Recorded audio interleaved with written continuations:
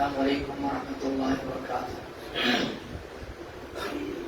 بسم اللہ الرحمن الرحیم، الحمد للہ رب العالمین، والصلاة والسلام علی خیر خلقہ محمد وعلی آلہ وصحبہ اجمعین ومن تبعهم بإحسان إلى يوم الدین، اما بعد۔ محترم دین بھائیوں، بزرگوں، نوجوان ساتھیوں، سے بچوں، سیرت النبی صلی اللہ علیہ وسلم کے موضوع پر یہ درس کا سلسلہ شروع کیا جا رہا ہے۔ اللہ کے نبی صلی اللہ علیہ وسلم کی سیرت، اس کا جاننا اور اس کے مطابق اپنی تربیت کرنا، یہ ہر مسلمان پر ضروری ہے۔ کم از کم اللہ کے نبی صلی اللہ علیہ وسلم کے بارے میں وہ بنیادی باتیں ضرور جانے، جو اگر کوئی پوچھ لے تو آدمی یہ بتا سکے کہ اللہ کے نبی صلی اللہ علیہ وسلم کون تھے، آپ کا نام کیا تھا، آپ کے خاندان کے بارے میں مختصر بڑی بہت معلومات ہونی چاہیے، آپ کے بیویوں، آپ کے بچوں کے بارے میں، آپ کی دعوتی کاوشوں کے بارے میں، یہ سب سیرت کے باب میں بیان کیا جاتا ہے۔ اس کا علم بطور مسلمان ہمیں اور آپ کو رکھنا چاہیے۔ دینی بھائیوں، اللہ کے نبی صلی اللہ علیہ وسلم کی سیرت پر بے شمار کتابیں ہر زبان میں لکھی گئی ہیں، مختلف زبانوں میں بے شمار کتابیں موجود ہیں۔ بہت مطول، بہت لمبی چوڑی کتابیں بھی موجود ہیں، مختصر کتابیں بھی موجود ہیں۔ ہمیں جو زبان آتی ہے اس زبان میں ہمیں کم از کم ایک مرتبہ پوری سیرت کا مطالعہ کر لینا چاہیے، چاہے ہندی ہو، اردو ہو، انگلش ہو یا دیگر زبانوں میں بھی کتابیں موجود ہیں۔ اس درس میں ہم کوشش کریں گے کہ سرسری طور پر تفصیل میں نہ جا کر کے ایک نظر میں اللہ کے نبی صلی اللہ علیہ وسلم کی سیرت کے خاص پہلو کو سمجھنے کی کوشش کریں، اسے آپ کے سامنے بیان کیا جائے۔ اس میں جو درس ہے، اس میں جو ہمارے لیے نصیحتیں ہیں، ہم اس کو اپنی زندگی میں لاگو کریں۔ دینی بھائیوں، ہم سب آدم علیہ السلام کی اولاد، یہ دنیا آباد ہوئی آدم علیہ السلام، اس کے پہلے شخص تھے۔ اللہ تعالیٰ نے آدم علیہ السلام کو بنایا، اور پھر آدم علیہ السلام کو اس دنیا میں بھیجا۔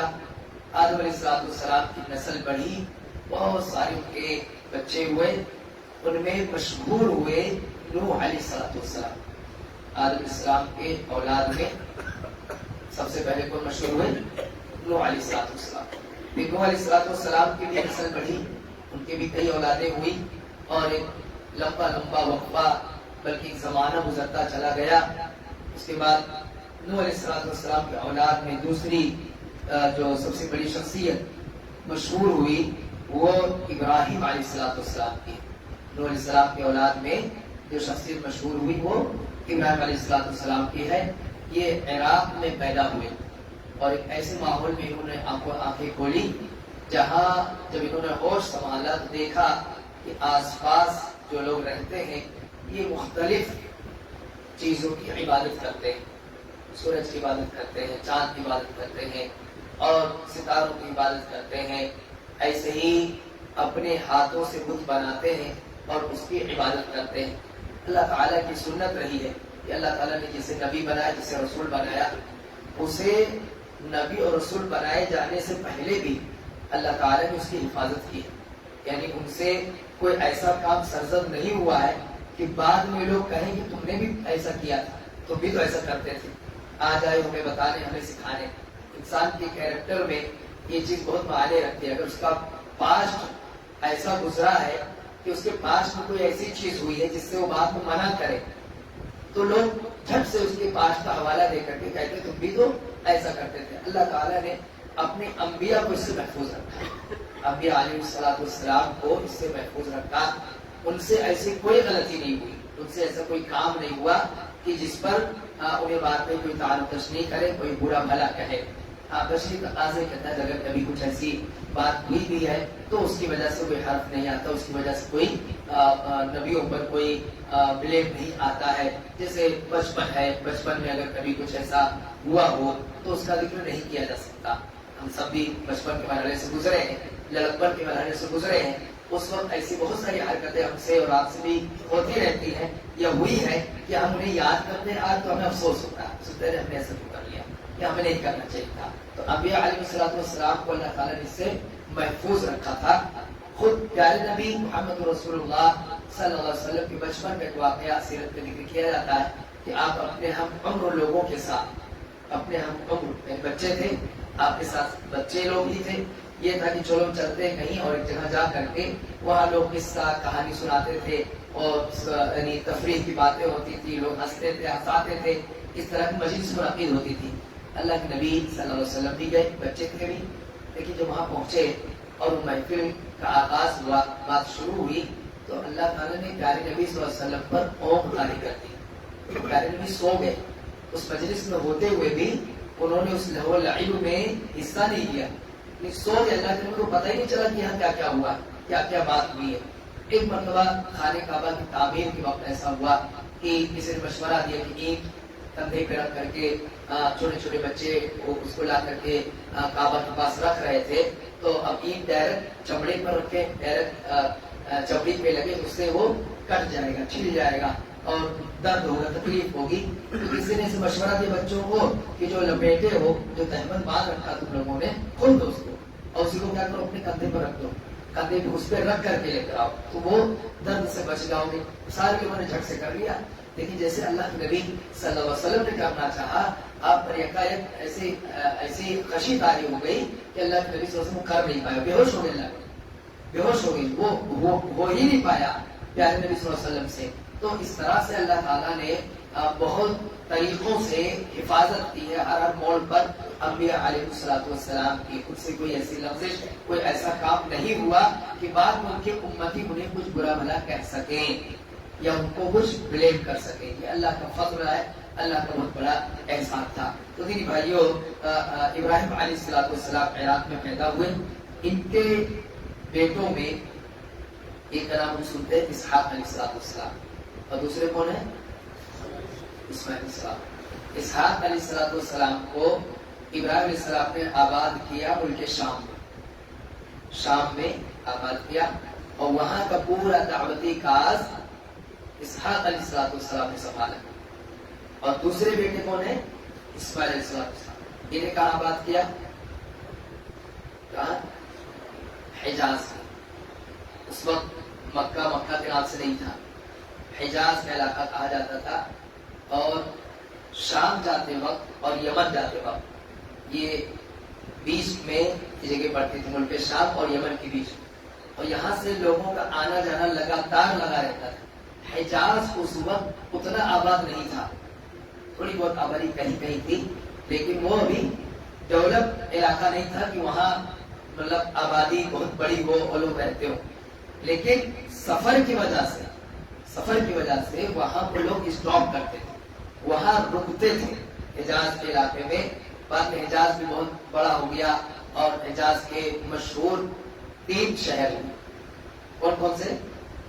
حجاز میں 3 مشہور شہر ہیں، مکہ، مدینہ اور طائف. مکہ، مدینہ اور طائف. پیارے نبی محمد رسول اللہ صلی اللہ علیہ وسلم کا تعلق انہی 3 شہروں سے رہا، مکہ سے، طائف سے اور مدینہ سے. آپ صلی اللہ علیہ وسلم کی سیرت میں انہی 3 شہروں کا ذکر کثرت سے آئے گا اور انہی سے آپ کا تعلق رہا. تو حجاز میں لا کر کے ابراہیم علیہ السلام نے اللہ کے حکم پر اسماعیل علیہ السلام کو آباد کیا. اسماعیل علیہ السلام کو جب بقرعید کے موقع پر وہ ذکر سنتے کہ اللہ تعالیٰ نے حکم دیا تو شیرخوار بچے کو لے کر اسماعیل علیہ السلام کی والدہ کو لا کر کے ابراہیم علیہ السلام نے مکہ میں آباد کر دیا. جبکہ وہاں کوئی اتنی بڑی آبادی نہیں تھی، بلکہ جس وقت آباد کیا اس وقت آبادی ہی نہیں تھی، کوئی آبادی نہیں. وہاں جہاں پر انہیں ٹھہرایا، ہو سکتا ہے دور دراز آگے پیچھے جہاں وہاں کچھ لوگ رہتے ہوں، لیکن جس مقام کا تعین کیا کہ یہاں لا کر کے ٹھہرانا ہے، آباد کرنا ہے، وہاں پر کوئی نہیں تھا. اسماعیل علیہ السلام، ان کی والدہ اور پھر وہ ہم باہر سنتے رہتے ہیں کس طرح پانی کی پیاس لگی اور مشقت ہوئی، پھر وہاں زمزم کا ظہور ہوا، اسماعیل علیہ السلام رہنے لگے، ان کی والدہ وہاں رہنے لگی، اور پھر جب وہاں پانی کا وجود ہو گیا تو پرندے ایسی جگہوں پر منڈراتے جہاں پانی ہوتا ہے، جہاں پانی ہوتا ہے وہاں پر پرندے منڈراتے اوپر کی طرف. تو ان پرندوں کو دیکھ کر کے آنے جانے والے لوگوں نے اندازہ لگایا کہ یہاں پانی ہوگا، یہاں پانی ہوگا، اور زمزم وہاں تھا. پھر آہستہ آہستہ لوگ آنے لگے اور آ کر کے حاجرہ علیہ السلام سے کہتے کہ ہمیں اس میں سے ہمیں یہاں رہنے کی اجازت دیجیے، ہم بھی یہاں رہنا چاہتے ہیں.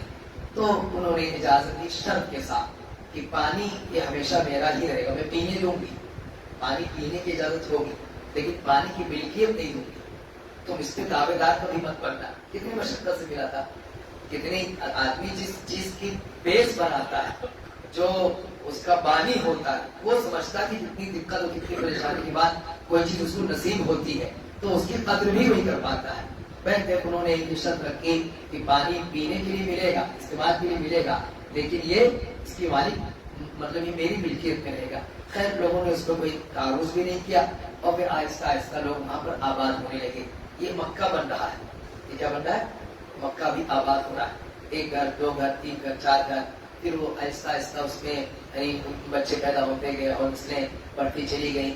اسماعیل علیہ السلام بھی آہستہ آہستہ بڑے ہوتے گئے. اس بیچ میں کبھی کبھار ابراہیم علیہ السلام مکہ آتے تھے، ملاقات کے لیے آیا کرتے تھے اور ملاقات بھی کرتے تھے. اور پھر اسی وقت جب کچھ بڑے ہوئے تو اللہ تعالیٰ کی طرف سے یہ حکم ہوا کہ وہاں پر خانہ کعبہ بنایا جائے، وہاں پر خانہ کعبہ کی تعمیر کی جائے. اور فرشتے کے ذریعے بتایا گیا کہ کہاں کہاں بنانا ہے، کیسے مطلب اس کی بنیاد کہاں ہے. اس کا قرآن میں ذکر ہوا اِذْ يَرْفَعُ إِبْرَاهِيمُ الْقَوَاعِدَ مِنَ الْبَيْتِ وَإِسْمَاعِيلُ رَبَّنَا تَقَبَّلْ مِنَّا إِنَّكَ أَنْتَ السَّمِيعُ الْعَلِيمُ. کہ جب ابراہیم اور اسماعیل نے مل کر کے قاعدہ کو بلند کیا، یعنی جو اس کی نیو تھی اس کو اونچا کیا، اس گھر کو جو بنایا، یعنی کعبہ کی جب تعمیر کی تو اللہ کے حکم سے اس طرح سے کعبہ کی تعمیر ہو گئی. کعبہ جب بنا تو اس وقت جتنے لوگ وہاں تھے، جتنے لوگ رہتے بستے تھے، چونکہ اسماعیل علیہ السلام موحد، ابراہیم علیہ السلام کے بیٹے ہیں، توحید جانتے ہیں، صرف اللہ کی عبادت جانتے ہیں، اسی پیٹرن پہ عبادت کرتے تھے. سارے لوگ اسی پیٹرن پر تھے، وہاں جتنے لوگ تھے سب ویسے ہی عبادت کیا کرتے تھے. ایک اللہ کی عبادت ہوتی تھی. خانہ کعبہ کو جب بنایا گیا صرف ایک اللہ کی عبادت ہوتی تھی، کوئی شرک نہیں، کوئی کفر نہیں. بعد میں یہاں سے کچھ لوگ نکل کر کے جب دیگر ملکوں میں جانے لگے، وہاں نئی چیزیں دیکھنے لگے، تو بعد میں وہاں سے کوئی آدمی سیکھ کر کے آیا اسماعیل علیہ السلام کی وفات کے بعد، اور پھر اس نے اس کا وہاں پر اس کی بنیاد رکھی اور پھر بت پرستی کو وہاں سے رواج ملا. ورنہ خانہ کعبہ کی ابتدا جو ابراہیم علیہ السلام نے بنایا، اسماعیل علیہ السلام نے بنایا، اس میں ایسا نہیں کہ پہلے بت تھے. یعنی اگر آج کوئی یہ کہے کہ محمد صلی اللہ علیہ وسلم نے بھی تو خانہ کعبہ کے اندر بتوں کو توڑا تھا، تو اسے کیا پتہ چلتا ہے کہ خانہ کعبہ میں پہلے اصل مندر تھی. اللہ نہ کرے ایسی کوئی بات آئے. تو اس طرح سے جو تاریخی حوالوں سے جو استدلال کر کے گڑبڑ کر دیا جاتا ہے، غلط غلط کر دیا جاتا ہے، پیچھے جائیں گے تو اس کی صفائی ہو جائے گی، تو سمجھ آئے گا کہ اصل کیا ہے. ابھی کعبہ کو وجود نہیں ہے. اللہ تعالیٰ نے ابراہیم علیہ السلام کو حکم دیا کہ اس جگہ پہ کعبہ بناؤ، بتایا گیا کہ یہاں پہ بنانا ہے. کعبہ بنایا گیا، کوئی بت نہیں، کوئی وہاں پر بت پرستی کچھ نہیں، خالص توحید کے حساب سے وہاں پر عبادت ہوتی تھی، صرف ایک اللہ کی عبادت ہوتی تھی. آبادی بڑھتے گئی، لوگ بڑھتے گئے. بعد میں یہاں کے کچھ لوگ نکل کر کے باہر کے وہاں انہوں نے دیکھا کہ لوگ بت کی پوجا کرتے ہیں، تو وہاں سے کوئی آدمی بت اٹھا کر کے لے کر کے آیا اور اس نے پھر ان لوگوں میں پرچار کرنا شروع کیا اور پھر آہستہ آہستہ ان کے اندر بت پرستی پیدا ہوئی. ورنہ اس وقت کوئی بت پرستی نہیں تھی. بلکہ ہمیں سیرت کے موضوع پر ہی رہنا ہے، زیادہ وقت اس پر دینا ہے. اسماعیل علیہ السلام جب بڑے ہوئے تو ان کی شادی اسی قبیلے کی ہوئی. وہاں جو لوگ رہتے تھے اسی میں سے کسی خاتون سے شادی ہوئی، لیکن وہ شادی چل نہیں پائی. وجہ کیا ہے وہ بھی ابراہیم علیہ السلام کے واقعے میں پڑھتے ہیں. ابراہیم علیہ السلام ایک مرتبہ آئے ملنے کے لیے، ملاقات کرنے کے لیے، اپنے بیٹے کی خیریت لینے آئے. تو اتفاق سے اسماعیل علیہ السلام اس وقت نہیں تھے، لیکن ان کی بیوی تھی اور ان سے ملاقات ہوئی. تو اس نے ناشکری کے کلمات تھے. جب انہوں نے پوچھے وہ انہوں نے پوچھا کہ کیا حال چال ہے, کیسے گزر بسر ہو رہا ہے. تو اس نے کہا کہ کیا گزر بسر ایسا ویسا ہے جیسے شکوہ کیا جاتا ہے, اس انداز میں اس نے شکوہ کیا. ایک غیر آدمی جو اپنے گھر کا نہیں ہے اس سے اپنے گھر کی بات شیئر کر کے شکوہ کرنا, یہ کسی بھی اچھے اخلاق والے کی علامت نہیں, چاہے مرد ہو چاہے عورت ہو, کوئی بھی ہو. تو ابراہیم علیہ السلام نے کہا ٹھیک ہے, جب وہ آئیں گے تو ان سے سلام عرض کرنا اور انہیں کہنا کہ اپنے گھر کی چوکھٹ بدل دے. کیا کہنا؟ اپنے گھر کی چوکھٹ بدل دے. جب وہ آئے اسماعیل علیہ السلام تو انہوں نے بتایا کہ ایسے ایسے ایک بزرگ آئے تھے اور پوری داستان بتائی. تو اسماعیل علیہ السلام سمجھ کے کہ والد محترم تھے, انہیں یقین ہو گیا کہ والد صاحب تھے, اور پھر اس کے بعد انہوں نے اس عورت کو طلاق دے دی. انہوں نے کیونکہ ابراہیم علیہ السلام کہہ گئے تھے کہ اس چوکھٹ کو بدل دینا, اس سے مراد کیا تھا کہ انہیں طلاق دے دینا. پھر بعد میں انہوں نے اسماعیل علیہ السلام نے دوسرا نکاح کیا. یہ ہو سکتا ہے پہلے سے بھی دو بیویاں رہی ہوں, ممکن اس کی تفصیل نہیں ملتی ہے. پھر اسماعیل علیہ السلام کی نسل کی مکہ میں بڑھنا شروع ہوئی, اور اسی میں بہت سارے آگے چل کر کے بہت سارے لوگ مشہور ہوئے. اور پھر اس وقت جس وقت ابراہیم علیہ السلام نے آباد کیا تھا اسماعیل علیہ السلام کو, تو ایک دعا مانگی تھی, ربنا وابعث فیہم رسولا منہم یتلو علیہم آیاتک, کہ اے ہمارے رب ان میں, یہ جو میں اسماعیل کو آباد کر رہا ہوں, ان کی نسل میں ایک رسول بھیجنا. اللہ تعالیٰ سے دعا کی تھی, ربنا وابعث فیہم رسولا منہم یتلو علیہم آیاتک, جو تیری آیتوں کو پڑھ کر کے انہیں سنائے گا. یتلو علیہم آیاتک ویعلمہم الکتاب, اور انہیں ان لوگوں کو کتاب سکھائے گا, کتاب کی تعلیم دے گا, والحکمہ, اور سنت بتائے گا. حکمت سے مراد یہاں کیا ہے؟ سنت. کتاب و حکمت یعنی کتاب و سنت, قرآن و حدیث انہیں سکھائے گا, انہیں بتائے گا. وَيُزَكِّيهِمْ, اور ان کا تزکیہ کرے گا, ان کی صفائی کرے گا, انہیں صحیح اخلاق بتائے گا, برائی کی پہچان کروائے گا. وَيُزَكِّيهِمْ إِنَّكَ أَنْتَ الْعَزِيزُ الْحَكِيمُ, بلا شبہ وہ غالب ہے اور حکمت والا ہے. یہ ابراہیم علیہ السلام نے دعا مانگی تھی جس وقت اسماعیل کو آباد کیا, اور قبول ہوئی. قبول اسی وقت قبول. ظہور کب ہوا؟ کئی 100 سالوں بعد پیارے نبی محمد رسول اللہ صلی اللہ علیہ وسلم کی شکل میں دعا ظاہر ہوئی. اس سے بات اور معلوم ہوتی ہے کہ دعا مانگنے میں آدمی کو بخیلی نہیں کرنا چاہیے. ہم اپنی اولاد کے لیے دعا مانگے, کوئی ضروری نہیں کہ ہم اپنی زندگی میں وہ دعا دیکھ ملے جہاں دیکھو ایسا ہو گیا. اس کا فائدہ ہمارے مرنے کے بعد ہمارے بچوں کو ہو سکتا ہے, ہمارے بچوں کی اولاد کو ہو سکتا ہے. آپ دیکھیں ابراہیم علیہ السلام نے دعا کب مانگی تھی؟ اسماعیل علیہ السلام کی حیات میں, اور اسماعیل علیہ السلام کے بعد کئی پیڑھیاں گزری ہیں, کئی پیڑھیاں. بلکہ اس حوالے سے سیرت نگاروں کا اختلاف ہے کہ جو سلسلے نسب بیان کیا جاتا ہے وہ کہاں تک درست ہے. اسماعیل علیہ السلام تک وہ بیان کر دیا جاتا ہے, لیکن اس میں واقعی تاریخی اعتبار سے سب وہی صحیح ہے یا نہیں ہے, اس مسئلے میں اختلاف اسی لیے کہ کئی پیڑھیاں گزر گئی ہیں. میں مختصر سناؤں جو سلسلے نسب ہے. بسم اللہ الرحمن الرحیم. محمد بن عبداللہ بن عبد المطلب بن ہاشم بن بن قصی بن کلاب بن مرہ بن کعب بن لوئی بن غالب بن فہد بن مالک بن نضر بن کنانہ بن خزیمہ. یہ 15 پیڑھیاں ہو گئی. کتنی؟ 15 پیڑھیاں. یہ سلسلے نسب محفوظ ہے. محمد بن عبداللہ بن عبد المطلب بن ہاشم بن عبد مناف بن قصی بن کلاب بن مرہ بن کعب بن غالب بن فہد بن مالک بن نضر بن کنانہ بن خزیمہ, اور بھی اوپر تک ہے. تو اس میں کئی پیڑھیوں کے ذکر کے بعد پھر اختلاف ہو جاتا ہے کہ یہ تھے کہ یہ تھے یا یہ تھے. لیکن یہاں جو میں سمجھانا چاہ رہا ہوں کہ آپ یہ دیکھیں 15-16 پیڑھی جہاں تک ملتا ہے کتنا سال گزر گیا ہوگا, اور وہ دعا ظاہر نہیں ہوئی. وہ دعا ظاہر ہوئی کب؟ بہت بعد میں محمد رسول اللہ صلی اللہ علیہ وسلم. اسی لیے پیارے نبی صلی اللہ علیہ وسلم کے حوالے سے بات سیرت نگاروں نے لکھی ہے کہ نبی کہتے تھے کہ میں اپنے دادا ابراہیم کی دعا ہوں, اور عیسیٰ کی بشارت ہوں. عیسیٰ علیہ السلام نے بنی اسرائیل کی بشارت دی تھی. اللہ تعالیٰ نے قرآن میں ذکر کیا, وَإِذْ قَالَ عِيسَى ابْنُ مَرْيَمَ يَا بَنِي إِسْرَائِيلَ إِنِّي رَسُولُ اللَّهِ إِلَيْكُمْ مُصَدِّقًا لِمَا بَيْنَ يَدَيَّ مِنَ التَّوْرَاةِ وَمُبَشِّرًا بِرَسُولٍ. عیسیٰ علیہ السلام کہہ رہے ہیں کہ میں بشارت دے رہا ہوں, خوشخبری سنا رہا ہوں, ایک رسول آئے گا, یأتی من بعدی, میرے بعد, ایک رسول آئے گا اسمہ احمد، ان کا نام کیا رہے گا؟ احمد رہے گا. یہ نام کس نے بتایا تھا؟ عیسیٰ علیہ السلام. اپنے سے بتائیں گے؟ ایسے میں تو وحی سے بتایا گیا. عیسیٰ علیہ السلام کو بھی وحی کر کے بتایا گیا تھا کہ تمہارے بعد جو نبی آئیں گے ان کا کیا نام رہے گا؟ احمد نام رہے گا.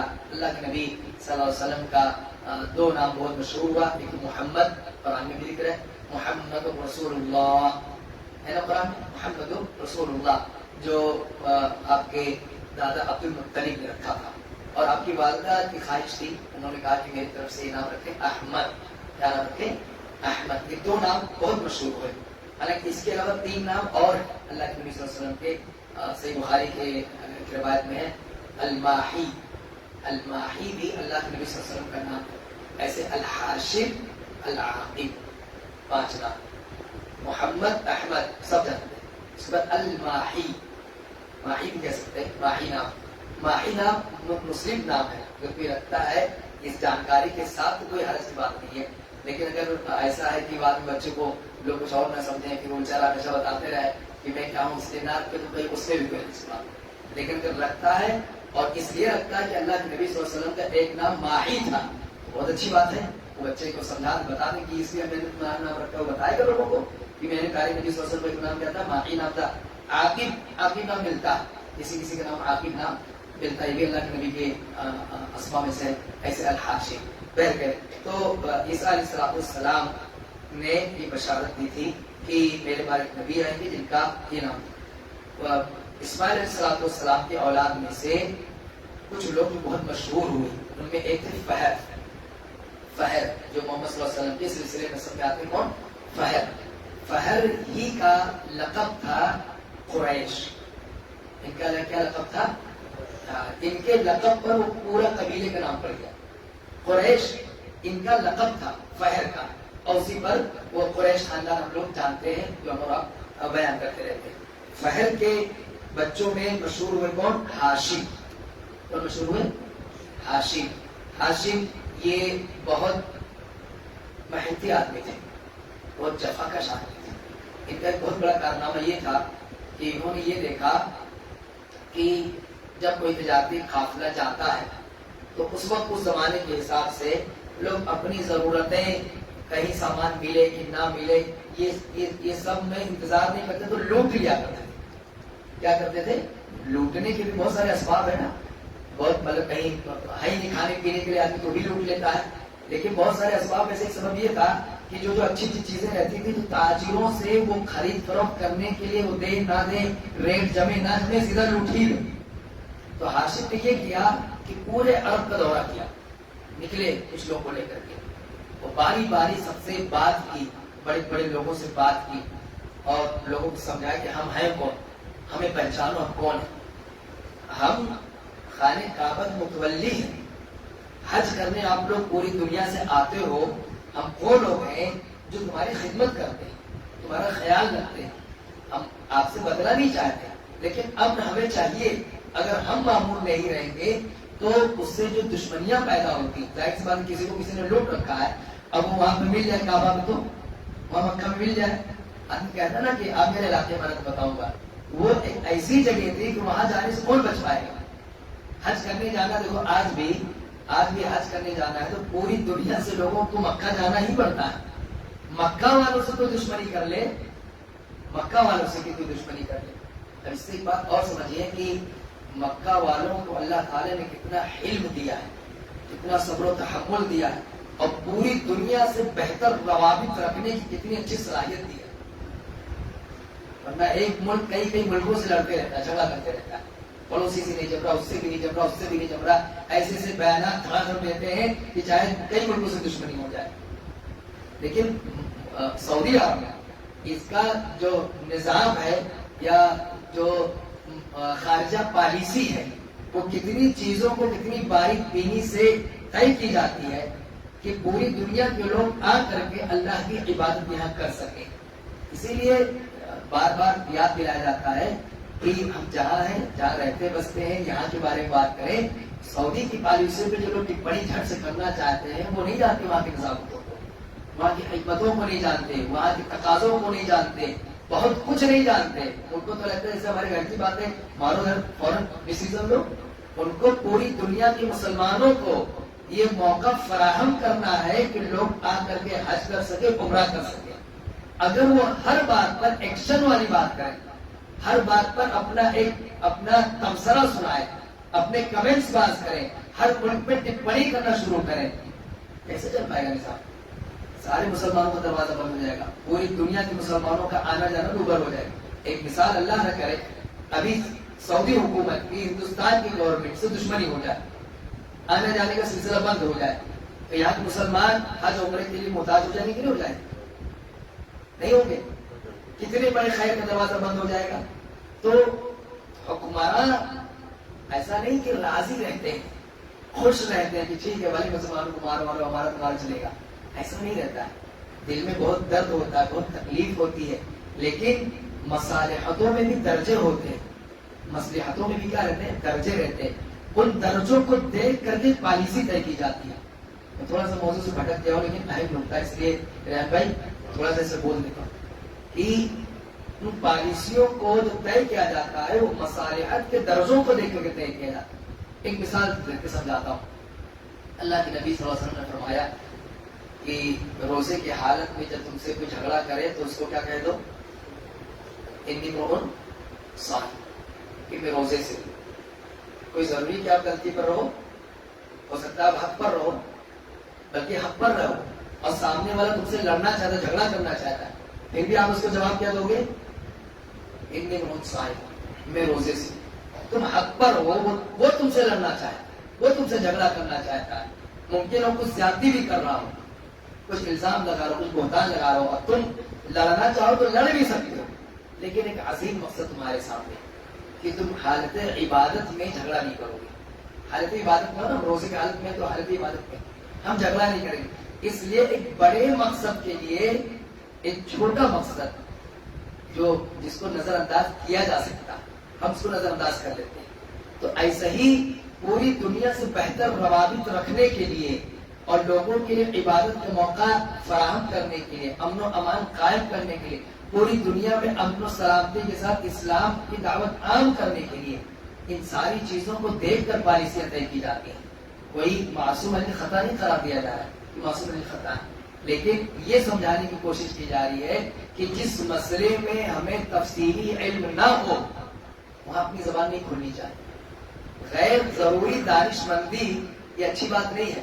ہم دانشور ہے نہیں, اور دانشوری کی باتیں کریں گے نا تو فتنہ ہوگا, فساد ہوگا اس کا. تو ہاشم نے کیا کیا, ہاشم نے سارے لوگوں سے باری باری ملاقات کی. حبشہ گئے, حبشہ کے بادشاہ سے ملاقات کی, ایسے ہی مصر گئے, شام گئے, وہاں کے بادشاہوں سے ملاقات کی, اپنا جائے وقوع بتایا, اور غیر پلاننگ بغیر پلاننگ کے جو چل رہا تھا وہ سمجھایا کہ اگر ہمارے قافلے محفوظ نہیں رہیں گے, مکہ سے لوگ تجارتی قافلہ لے کے نکلے, انہیں یمن میں لوٹ لیا جائے, وہاں شام میں لوٹ لیا جائے, وہاں مصر میں لوٹ لیا گیا, وہاں ان کو حبشہ میں لوٹ لیا گیا, تو ہمارے لوگ کیا کریں گے کہ جب تمہارے لوگوں کی آمد ہوگی, تم لوگوں کو وہاں سے گزر ہوگا, تو یہ فتنہ و فساد کا سبب بنے گا. اس لیے پہلے ہمیں امن کا معاہدہ کرنا ہے, ہمارے قافلے کو کوئی نہیں لوٹے گا. اور ہم بھی ایک وعدہ کرتے ہیں, ہم اس کے بدلے میں یہ وعدہ کر رہے ہیں کہ تمہاری جو ضرورت کی چیزیں ہیں ہم تم تک پہنچا کر کے دیں گے. یعنی کس لیے اگر لوٹ مار ہوتی تو اس لیے لوٹ مار نہ ہوتا, وہ ہماری ذمہ داری کہ مصر میں, یمن میں, شام میں, حبشہ میں, جتنے ممالک ہیں ان تک جو تجارتی سامان پہنچنا ہے یا جو ضروریات زندگی ہے ان کو پہنچا کر کے دینا, یہ ہم ذمہ داری لے رہے ہیں. ہم اس لیے نہیں وعدہ کر رہے ہیں کہ ہم تم کو پانی پلاتے ہیں, تم کو کھانا کھلاتے ہیں, وہ تو ہم ثواب کے لیے کرتے ہیں, وہ تو ہم ثواب کے لیے کرتے ہیں, اس کے لیے ہم کچھ نہیں کر رہے, اس کا بدلہ ہمیں اللہ سے چاہیے. لیکن یہ جو امن کی کوشش کی جا رہی ہے اس لیے کہ تم ہمارے قافلوں کو نہ لوٹنا, اور اس پر الحمدللہ لوگوں نے عمل کیا. عمل کا فائدہ یہ ہوا کہ پھر عرب کے جو تاجر تھے بہت آسانی کے ساتھ سارے ملکوں میں آتے جاتے تھے, ان کے قافلے کو کوئی ہاتھ نہیں لگا. یہ دیکھتے تھے اچھا کہاں سے آئے, مکہ سے آئے, حجاز سے آئے, یہ یہاں کے لوگ ہیں, ان کو ہاتھ نہ لگاؤ. اور پھر اس کی وجہ سے پھر جب وہ وہاں سے لوگ حج کے لیے آتے یا دیگر موقع پر آتے تھے تو یہاں جو مہمان نوازی دیکھتے تھے، مہمان نوازی ہاشم کے یہاں ہمیشہ دیگیں چڑھی رہتی تھی. خانہ کعبہ کی کوئی زیارت کرنے آیا ہے، کوئی دیکھنے آیا ہے، کوئی حج کرنے آیا ہے، کھانے پینے کا اس کو ٹینشن نہیں. کہاں کھائے گا، کہاں پانی. اس وقت آج تو بہت کچھ ترقی ہو گئی ہے، وہ چمڑے کا پورا ہاؤس بنوا کے رکھتے تھے. چمڑے کا ہاؤس، اس میں پانی ٹھنڈا رہے گا، سیف رہے گا. تو چمڑے کا ہاؤس بنواتے تو اس میں پانی اسٹور کروا کے رکھے رہتے تھے. کوئی آئے گا تو وہاں سے وہ پی سکے آسانی کے ساتھ. روٹیاں توڑا کر کے بوٹیوں کے ساتھ مکس کروا کے سالن میں ریڈی ایک خاص قسم کا پکوان رکھواتے تھے کہ کوئی بھی آئے تو کھائے پی، اس کو کوئی دقت نہ ہو. یہ ہے قریش خاندان جو اسی زمانے سے اتنا باعزت تھا. اس کی وجہ سے لوگوں میں ان کی مقبولیت اتنی بڑھتی گئی، اتنی عزت ان کی ہو گئی، اتنی عزت ہو گئی کہ پھر وہ جو ایک آدمی بیچ میں اٹھا تھا نا ابرہا، اس نے کہا کہ سب سارے لوگ انہیں سے محبت کرتے، تو اس نے الگ سے گھر بنوا لیا اور کہا یہاں آ کر کے اس کا طواف کرو، اس کو دیکھو. تو اس کو کسی نے اسی طرح سے مطلب وہ اللہ تعالیٰ نے اس کے دن کو ختم کیا. یہاں تک کہ اس نے کوشش کر لی کہ خانہ کعبہ کو ڈھا بھی دے. جب خانہ کعبہ مٹ جائے گا تب تو لوگ آنا شروع ہوں گے اور یہاں پر ہمارے گھر کو دیکھنا شروع کریں گے. لیکن اللہ تعالیٰ نے پھر ابابیل بھیج دیا، پھر وہ پولیس کی تفصیل ہے کس طرح سے انہیں ختم کیا گیا. تو ہاشم کا یہ بہت بڑا کارنامہ. ہاشم کے بیٹوں میں مشہور ہیں عبد المطلب. عبد المطلب کا اصل نام شیبہ تھا. ان کا اصل نام کیا تھا؟ شیبہ. اور جو عبد المطلب ہے، اس میں سمجھیں مطلب نام کے ایک آدمی تھے، مطلب نام کے، اللہ کے نبی صلی اللہ علیہ وسلم کے ہی خاندان کے مطلب نام. مطلب گئے یثرب، مدینہ گئے ہوئے تھے. کس لیے گئے تھے؟ ہاشم کی شادی مدینہ میں ہوئی تھی. پہلے اس کا نام یثرب تھا، بعد میں مدینہ پڑا. تو ہاشم کی شادی مدینہ میں ہوئی تھی، اور ہاشم کا جب انتقال ہو گیا تو مطلب کو یہ بات معلوم ہوئی. مطلب انہیں یہ پتا چلا کہ ہاشم کی کوئی اولاد ہے جو مدینے میں ہے. تو یہ یہاں سے گئے مدینے، اور جب مدینہ گئے تو وہاں انہوں نے دیکھا کہ یہ شیبہ نامی بچہ یہ وہاں پر ہے. یہ ہاشم کے بھائی ہیں مطلب جو ہے. عبد المطلب نہیں کہہ رہا ہوں، صرف مطلب، یہ ہاشم کے بھائی ہیں، چچا ہے وہ. تو یہ کہ وہاں دیکھا شیبہ کو انہوں نے، تو بھتیجا ہے، تو اپنے ساتھ انہیں کہاں لیا ہے؟ مکہ لیا. جب مکہ لا رہے تھے تو ان کا بال تھوڑا سا ایسا کس کلر کا کہیں گے اس کو، وہ گولڈن کلر کا، گولڈن کلر جیسا تھا. تو اس وجہ سے کو شیبہ بچپن سے ہی کہا جاتا تھا. کچھ لوگوں نے سمجھا کہ مطلب یہ کوئی غلام لے کر کے، کوئی بچہ خرید کر کے لا رہے ہیں. اس زمانے میں یہ چیز عام تھی، عیب نہیں مانا جاتا تھا. غلامی کا رواج تھا، لوگ غلام خریدتے تھے، بیچتے تھے، غلام لوڈیاں رکھتے تھے. تو لوگوں نے ان کو عبد المطلب کہہ دیا. عبد المطلب یعنی مطلب کا غلام، مطلب کا غلام. اور پھر وہی بہت مشہور ہو گیا، اور اتنا مشہور ہو گیا کہ نام ہی پڑ گیا عبد المطلب. عبد المطلب کا اصل نام شیبہ ہے، لیکن کس نام سے مشہور نہیں. کس نام سے مشہور ہے؟ عبد المطلب. اب بہت قریب ہو گئے ہم پیارے نبی صلی اللہ علیہ وسلم کے. عبد المطلب کون ہے؟ اللہ کے نبی صلی اللہ علیہ وسلم کے دادا. عبد المطلب کے 10 بیٹے. کتنے بیٹے؟ 10 بیٹے.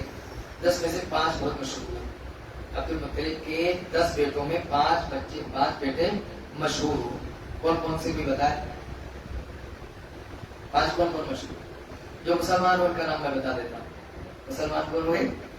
حمزہ رضی اللہ تعالیٰ، عباس رضی اللہ تعالیٰ. ایک اور نام ہے مشہور وہ بھی، ہاں مسلمان تو نہیں ہوئے جی، ابو طالب. مسلمان اور وہاں ابو طالب 3 ہو گئے. اور ابو لہب. چلو 4 تو ہو گیا. ایک نام بچا ہے عبداللہ، پیارے نبی صلی اللہ علیہ وسلم کے والد ہے نا. تو یہ عبداللہ. کسی موقع پر انہوں نے یہ نظر مانی تھی عبد المطلب نے کہ میرے 10 بیٹے ہوں گے تو میں ایک بیٹے کو ذبح کروں. 10 بیٹے اگر میرے ہوں گے تو ایک بیٹے کو میں اللہ کے لیے کروں گا، ذبح کر دوں گا. تو 10ویں بیٹے یہی تھے عبداللہ. جب وہ بڑے ہوئے کچھ تو لوگوں نے یاد دلایا کہ تم نے کہا تھا ذبح کرنا ہے، تم نے کہا تھا ذبح کرنا ہے. نظر مانی، نظر مشہور ہو گئی تھی. اس لیے کچھ کرنے کا ارادہ ہو تو اس کا پرچار نہیں کر دینا چاہیے. انہوں نے دوسرے لوگ کروا کے رکھتے ہیں. تو سب بار بار کہنے لگے. اب یہ اتنے خوبصورت اتنے اچھے کہ عبد المطلب کو تھوڑا سا تردد ہونے لگا، تو کسی سے مشورہ لیا کہ بھائی مجھے اپنے اس بچے کو ذبح نہیں کرنا ہے، کوئی اس کی سبیل بتا دو کہ جس پہ میری عزت بچ جائے، لیکن میں ذبح نہیں کرنا چاہتا ہوں۔ لوگوں نے روکا، خاندان کے لوگوں نے پریشر بنایا کہ نہیں، کیا یہ نظر مانے نہیں، کوئی ضرورت نہیں پورا کرنے کی، کوئی دوسری راہ نکالو۔ تو اس وقت ایک یہ رواج چلتا تھا کہ کسی کی جان بخشنی ہے، اگر کسی کی جان بخشنی ہے تو اس کو کچھ اونٹ دے کر کے اس کی جان بخشوا دیتے تھے۔ تو یہ ہوا کہ ایک تیر نکالو اور اس پر اونٹ لکھا رہتا تھا، 10 اونٹ ایسا ہے، یا کچھ اور شکل تھی، اس کی تفصیل ذہن میں نہیں رہی۔ تو یہ تھا کہ مطلب اگر دیکھو ذبح کرنا ہے تو 10 اونٹ ایک کنارے پر دو، پھر نکالو، پھر سے اگر لکھا آئے گا کہ نہیں ذبح کرو تو پھر 10 اونٹ چڑھاؤ، پھر دیکھو پھر اگر آ رہا ہے کہ ذبح کرو تو پھر 10 اونٹ چڑھاؤ۔ ایسے کرتے کرتے کرتے کرتے 100 اونٹ ہو گئے کہ اس سے بچنے کے لیے کہ ذبح نہ کرنا پڑے۔ 11ویں میں آیا کہ ہاں ٹھیک ہے اب ذبح نہ کرو، تو ان کی جان بخشی میں ان کی جان بچانے کے لیے 100 اونٹ ان کو ذبح کرنا پڑا، جس کو عبد المطلب، عبداللہ کی جان۔ اسی لیے اسی کو بعد میں ایک طرح سے دیت پہ رکھ دیا گیا کہ اگر کوئی آدمی کسی کا قتل کر دے جان بوجھ کر، کوئی آدمی کسی مسلمان نے کسی مسلمان کا جان بوجھ کر قتل کر دیا تو اس کی جان، مقتول تو چلا گیا دنیا سے، اب قاتل کو اگر بچانا ہے تو اس کے خاندان والے 100 اونٹ دے کر کے بچا سکتے ہیں، اگر مقتول کے ورثہ تیار ہو تو۔ اور اگر وہ قصاص ہی پر بسی دیں گے، نہیں قصاص کریں گے، قتل ہی کریں گے، تب تو خیر کوئی آپشن نہیں، حتیٰ کہ پورا خاندان تیار ہو، ایک بچہ بھی اگر منع کر دے گا تو بھی قتل ہی کیا جائے گا، کوئی آپشن نہیں۔ لیکن اگر سارے لوگ تیار ہیں کہ ٹھیک ہے آپ دیت دے دو اور ہم چھوڑ دیں گے، تو 100 اونٹ دینا پڑے گا، کتنا ہو 100 اونٹ دینا پڑے گا، وہیں سے وہ چیز جاری ہوگی۔ عبداللہ بڑے ہوئے تو ان کی شادی مکہ ہی پہ ہوئی، اور اس کے بعد عبداللہ کا بہت جلد انتقال ہو گیا۔ ہم اور آپ جانتے ہیں اللہ کے نبی صلی اللہ علیہ وسلم ابھی ماں کے پیٹ میں ہی تھے کہ عبداللہ کا اس دنیا سے انتقال ہو گیا۔ آمینہ جو اللہ کے نبی صلی اللہ علیہ وسلم کی والدہ ہے، آمینہ کو یہ بات معلوم تھی کہ ہمارا پرانا رشتہ ہے مدینے سے، پرانا ہمارا ناتا ہے کہاں سے؟ مدینے سے۔ تو یہ اپنے بیٹے پیارے نبی محمد رسول اللہ صلی اللہ علیہ وسلم کو لے کر کے مدینے گئی تھی۔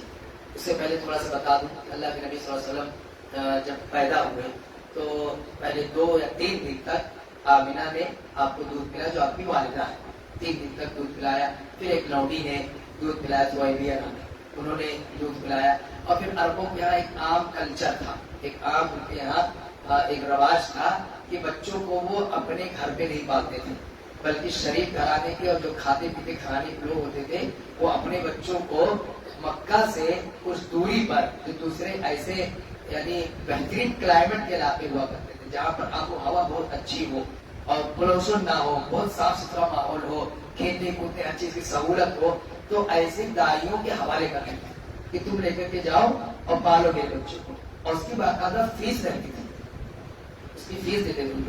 وہ اچھا کھانا کھاتی تھی، یعنی اس وقت بہترین غذا کھاتی تھی، کیونکہ ان کا کام ہی رہتا تھا دودھ پلانا، تو دودھ پلانے کے لیے وہ ایک بہت صاف شفاف ماحول میں رہتی تھی اور بہترین غذا کا استعمال کرتی تھی، اچھا دودھ ہوتا تھا، بچوں کو دودھ پلایا کرتی تھی اور ان بچوں کی پرورش کیا کرتی تھی، اس کے بدلے میں کچھ فیس دیا کرتی تھی۔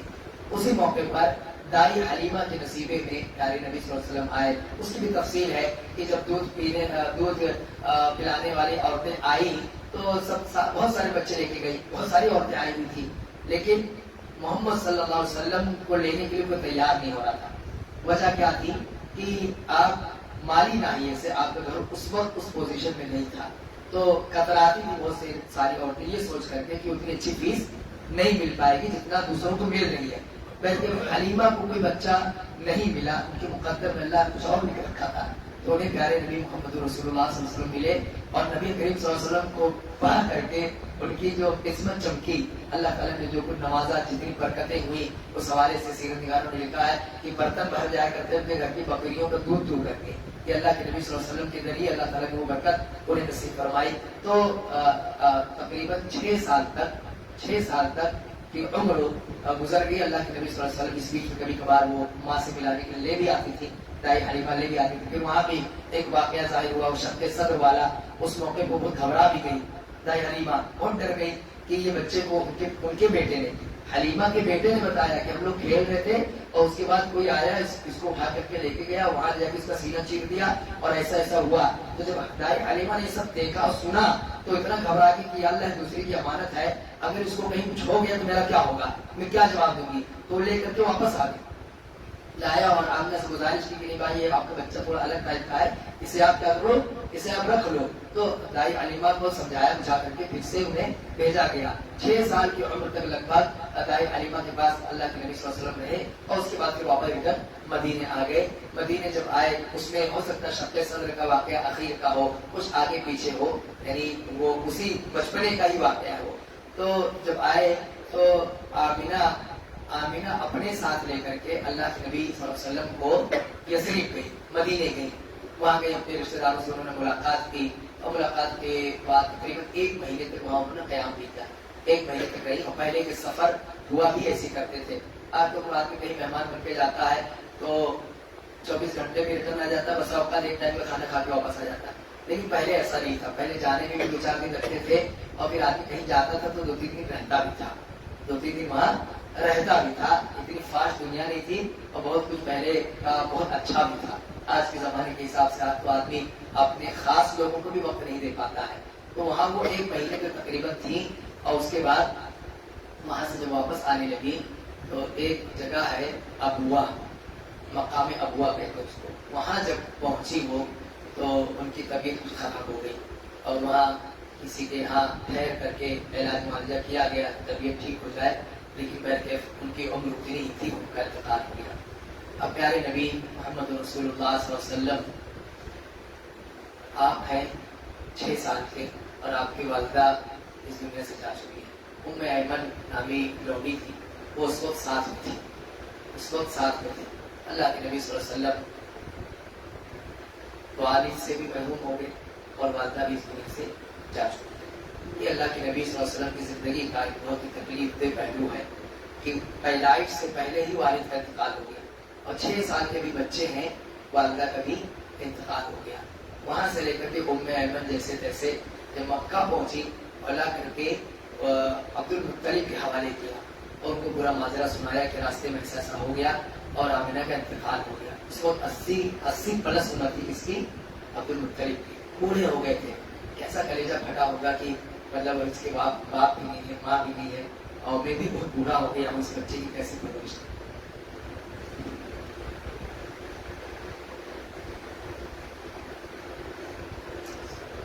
اسی لیے یتیم بچوں پر خیال رکھنا یہ بہت بڑا سوال ہے.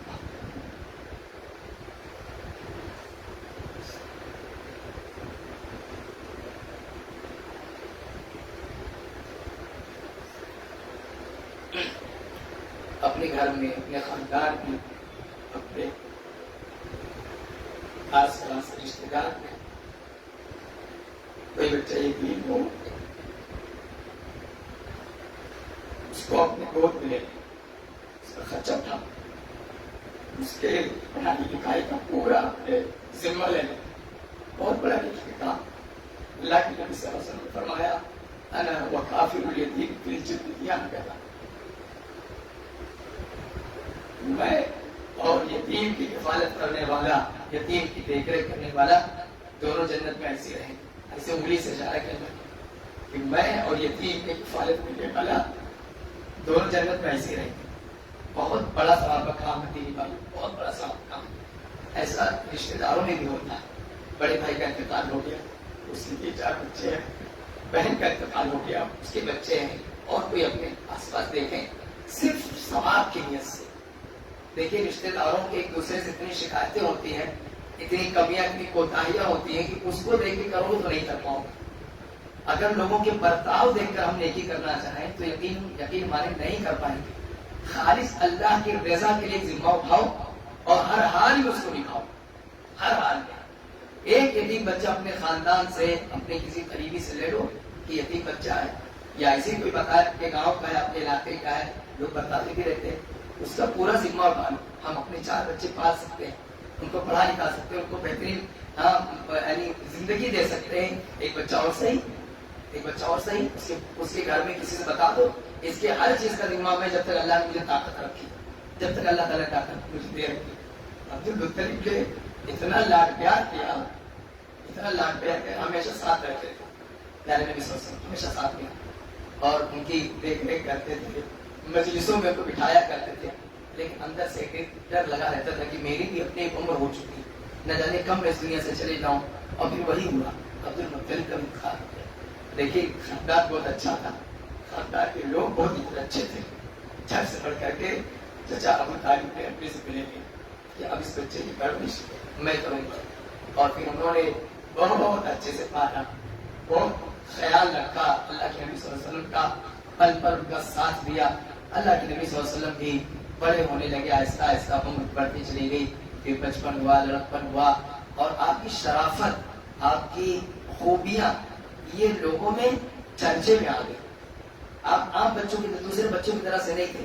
لوگ سنتے تھے محمد صلی اللہ علیہ وسلم، محمد مطلب کیا کوالٹی اس بچے کے اندر، اس نوجوان کے اندر کیا کوالٹی ہے. لوگ تعریف کرتے تھے اللہ کے نبی صلی اللہ علیہ وسلم کی، سچائی، صداقت، امانت، یا لڑائی جھگڑے سے دوری. ایک جنگ ان کے خاندان کی تھی، پیارے نبی صلی اللہ علیہ وسلم کے خاندان والوں کی بہت دنوں سے ایک جنگ چلی آ رہی تھی. اور اس جنگ میں جنگ فجار کے نام سے اس کو ذکر کیا جاتا، سیرتی کتاب.